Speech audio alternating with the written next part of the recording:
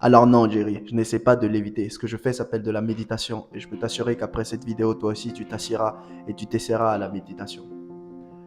Salut, je m'appelle Élisée et je t'aide à devenir la meilleure version de toi-même. C'est étonnant aujourd'hui l'idée que les gens se font de la méditation.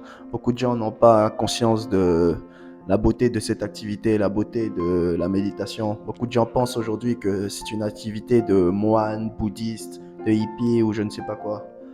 Moi, je me rappelle la première fois que je me suis essayé à la méditation, c'était parce que j'avais lu sur Internet et un pote m'avait dit que la méditation aidait à canaliser son énergie.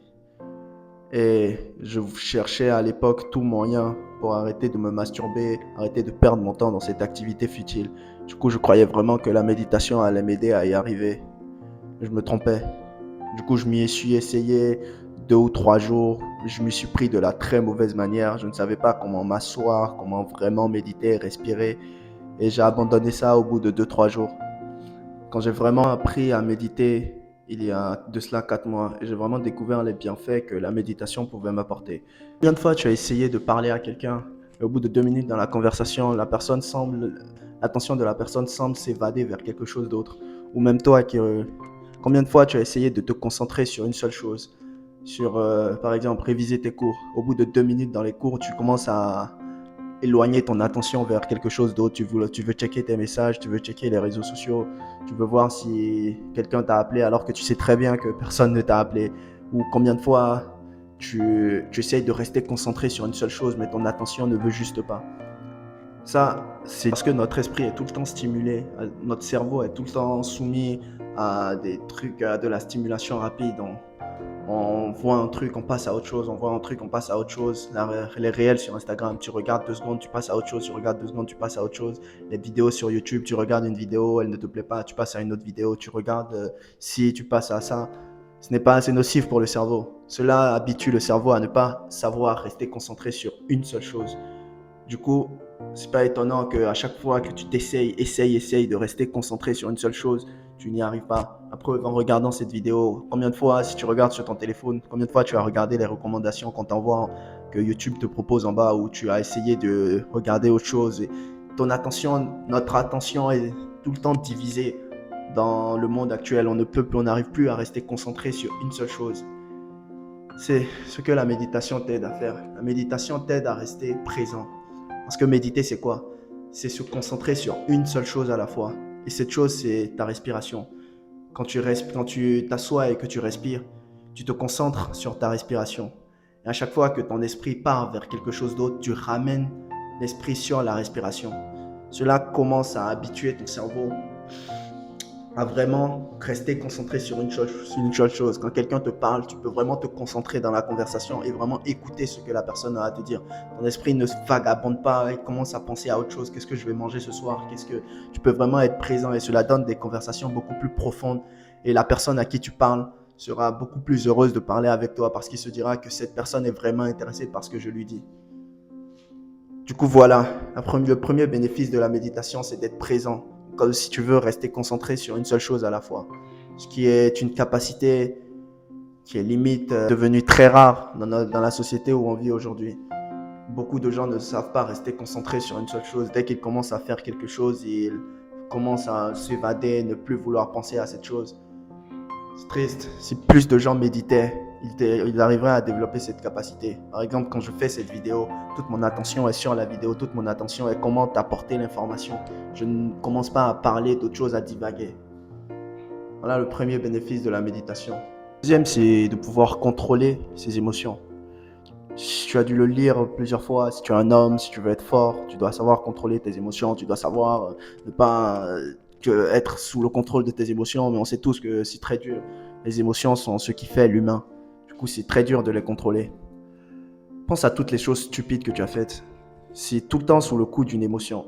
Moi, la chose la plus stupide que j'ai faite, c'est envoyer un pavé, tout un putain de paragraphe à une meuf qui ne voulait même pas de moi de base, juste parce que j'ai vu un gars dans sa story.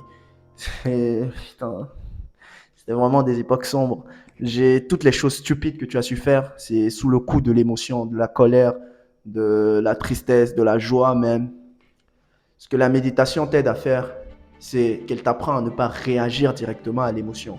Tu observes l'émotion parce que tu n'es pas à l'émotion. Tu observes l'émotion et au lieu de réagir par rapport à l'émotion, tu laisses l'émotion passer et tu réagis maintenant avec ton cerveau, non pas émotionnellement. C'est très subtil. C'est par exemple quand tu es triste, tu ne réagis pas directement que tu es triste. Tu prends conscience que tu es triste. Et une fois que tu as pris conscience que tu es triste, là, tu peux maintenant réagir par rapport à tes tristesses. Tu peux réfléchir qu'est-ce qui a causé ces tristesses. Quel serait le meilleur moyen de réagir par rapport à ce sentiment de tristesse. Tu ne vas pas directement, par exemple, si quelqu'un te met en colère, tu ne vas pas directement lui lâcher un coup de poing dans la figure. Tu te demandes qu'est-ce qui t'a mis en colère. Quelle serait la meilleure réaction à faire par rapport à cette colère.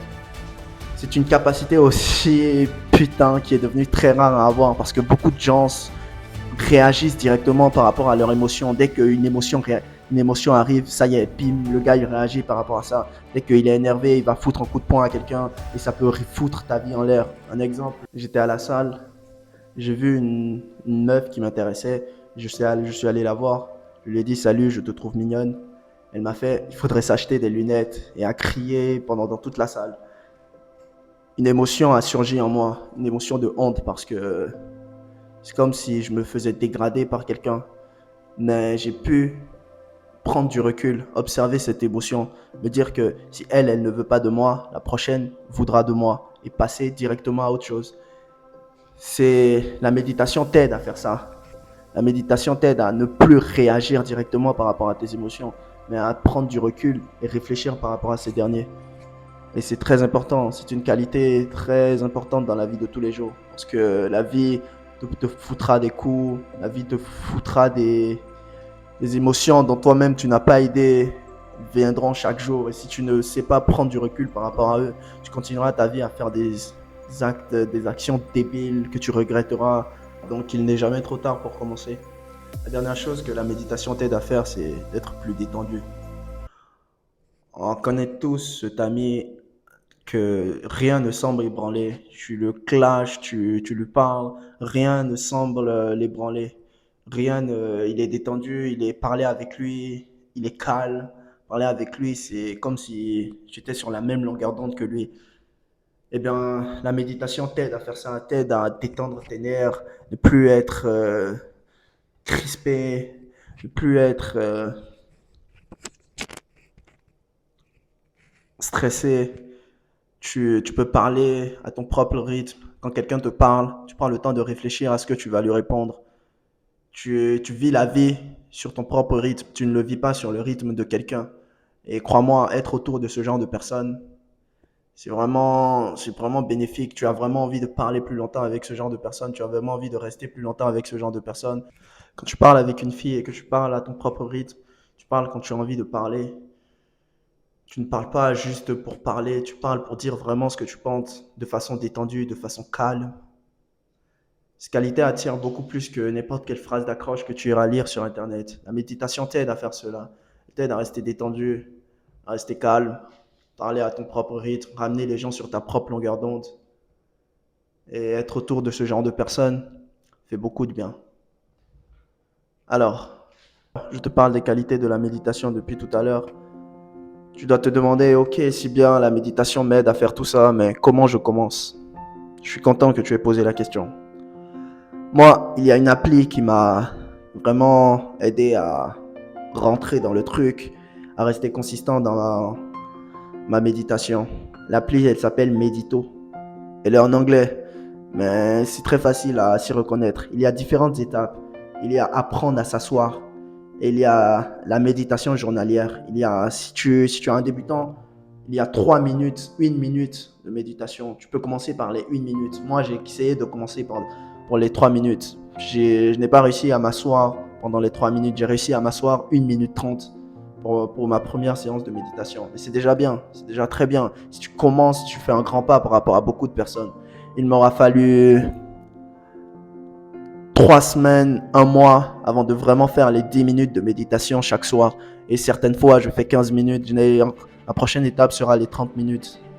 Mais si tu prends le temps vraiment 3 minutes de méditation et sois consistant, c'est comme à la salle, 3 minutes de méditation.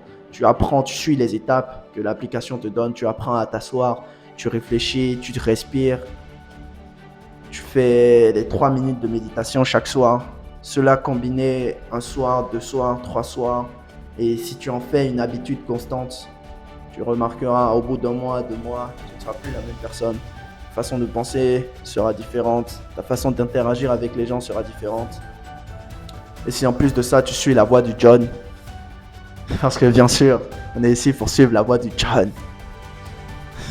Suis la voix du John et que tu inclus la méditation. Attends, tu vas à la salle, tu médites, tu tiens ton propre journal. Eh bien, crois-moi, mon ami,